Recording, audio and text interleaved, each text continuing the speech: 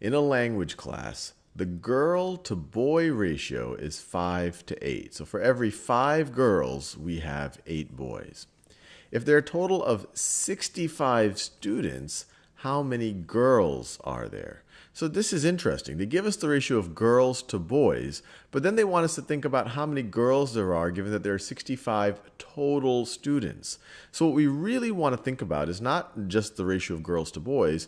We want to think about the ratio of girls to total students. Total students. So how can we figure out what this ratio is going to be? Well, the girl to boy ratio gives us a good clue. The ratio for if there's 5 girls for every 8 boys, how many total students are there going to be for every 5 girls? Well, for every 5 girls, you're going to have 5 girls and 8 boys. You're going to have 13 total students. So I just added the 5 and the 8 right over here. The ratio of girls to total students is 5 to 13. One way of thinking about it is if you were to evenly divide the students into groups of 13, every group of 13 students would have 5 girls.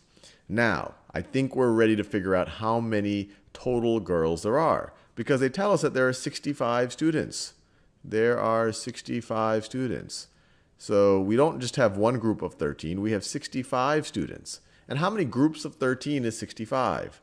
Well, to go from 13 to 65, you have to multiply by 5. 5 times 10 is 50. 5 times 3 is 15. Right, 13 times 5 is 65. So essentially, one way you could view it is you have 5 groups of 13. So if you have 5 groups of 13, each of those are going to have 5 girls. Multiply by 5, you're going to have 25 girls. So for every 65 students, you're going to have 25 girls given the information that has been given.